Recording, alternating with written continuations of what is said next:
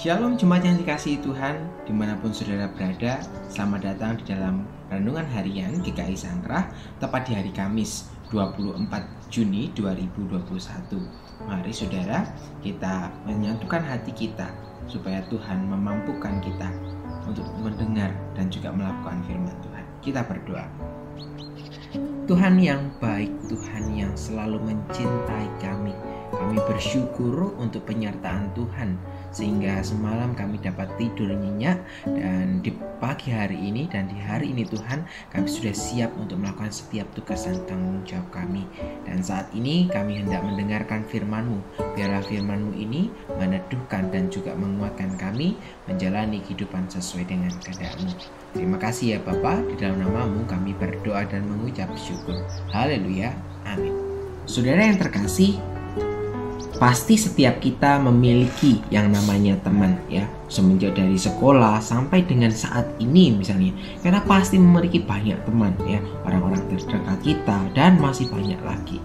Namun tidak semua dari teman kita mampu untuk menjadi sahabat yang baik bagi kita. Nah, misalnya apa? Biasanya ketika kita berbuat salah, teman itu memiliki rasa yang enggan untuk kemudian menegur kita ya. Ada rasa canggung dan lain sebagainya. Wah, takut melukai kita.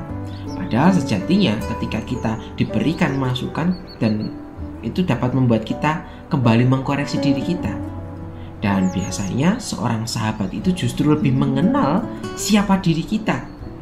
Ia mengenal lebih dalam seluk-beluk dari kita. Dan ketika tahu bahwa kita mengalami atau berbuat hal yang salah, seorang sahabat pasti akan memberikan teguran ya. Ia akan mengingatkan kepada kita dan bahkan tidak enggan untuk memberikan masukan kepada kita ya. Terkadang masukan-masukan itu mungkin membuat hati kita sakit atau membuat kita berada di kondisi yang tidak menyenangkan. Namun melalui proses itu kita bisa semakin memperbaiki diri kita untuk menjadi pribadi yang lebih baik. Nah saudara, mari kita baca satu renungan di dalam 2 Korintus pasal yang ke-7 ayat yang ke-9. Demikianlah firman Tuhan. Namun sekarang aku bersuka cita, bukan karena kamu telah berduka cita, melainkan karena duka citamu membuat kamu bertobat.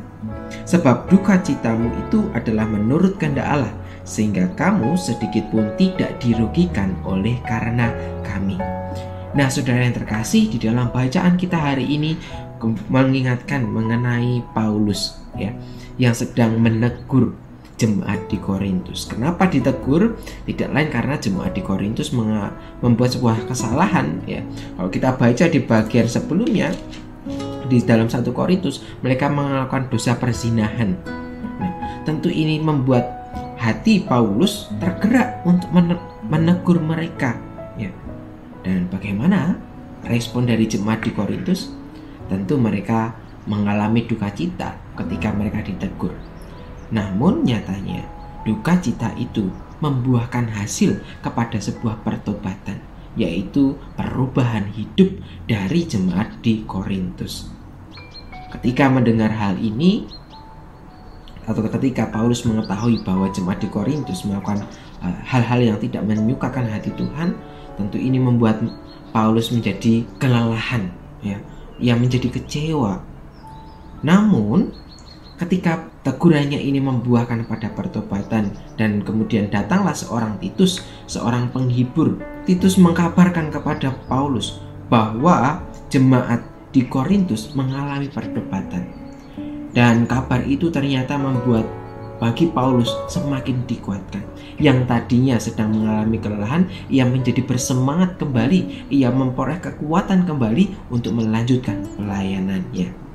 Nah saudara yang terkasih, mari kita melihat peran kita sebagai seorang sahabat. Seorang sahabat dipanggil untuk boleh membangun satu dengan yang lain, agar kita semakin menjadi pribadi yang lebih baik ya. Bahkan ketika kita mendapatkan teguran atau masukan, itu juga menjadi salah satu cara untuk kita dapat melihat atau mengkoreksi diri kita kembali ya. Saat ini kita dipanggil untuk menjadi sahabat yang baik bagi rekan-rekan kita di sekitar kita ini ya. Menegur dan juga mengingatkan Tentunya dengan berlandas pada kasih. Jangan kemudian menyampaikan teguran itu dengan amarah, dengan kata yang kasar. Itu justru tidak akan membangun, tetapi justru akan melemahkan. Nah saudara, mari kita menjadi sahabat yang baik, yang mau menemani, baik dikala suka maupun duka. Dan dari perhatian kita itu, kita menjadikan diri kita perwujudan akan kasih Allah yang nyata bagi mereka. Saat ini kita dipanggil untuk menyatakan kasih dan perhatian kita bagi sahabat kita. Nah, mari kita melakukan itu di dalam kehidupan kita. Dalamilah peran itu dan mintalah Tuhan untuk menaungi setiap kita agar kita dimampukan untuk menegur dengan kasih dan juga dengan ketulusan hati. Mari saudara, kita menutup perenungan kita di dalam doa. Tuhan, kami bersyukur Tuhan boleh ingatkan kami melalui kisah Paulus dengan jemaat Korintus. Meskipun kami sadar ketika kami menegur atau mengingatkan orang yang bersalah itu bukan hal yang mudah, tapi kami memohon berkat dan kekuatan daripadamu agar kami dapat dimampukan menegur dengan kasih, dengan kerendahan hati, dan juga dengan kasih yang lemah lembut. Kami tahu Tuhan bahwa kami adalah manusia yang lemah, kami tidak bisa mengandalkan diri kami. Untuk itu kami memohon hikmat daripadamu saja Tuhan. Tuhan, inilah doa kami memohon berkat-Mu untuk satu hari ini Tuhan. Kiranya kami mampu menjadi pewarta di tengah dunia. Kami bersyukur memiliki Allah seperti Engkau, Allah yang tidak pernah meninggalkan kami, Allah yang sangat dekat dan juga mengasihi kami. Di dalam nama-Mu kami berdoa dan mengucap syukur. Haleluya. Amin. Saudara yang terkasih, demikian renungan harian GKI Sangkrah tepat di hari Kamis 24 Juni 2021. Tetap semangat menjalani kehidupan di tengah pandemi, meskipun kita saat ini kembali melaksanakan ibadah secara online kembali. Jangan membuat itu menjadi patah semangat. Tetap semangat menjalani kehidupan dan selalu menjaga protokol kesehatan dimanapun saudara berada. Tetap semangat karena Tuhan Yesus selalu beserta dengan kita. Tuhan Yesus memberkati saudara.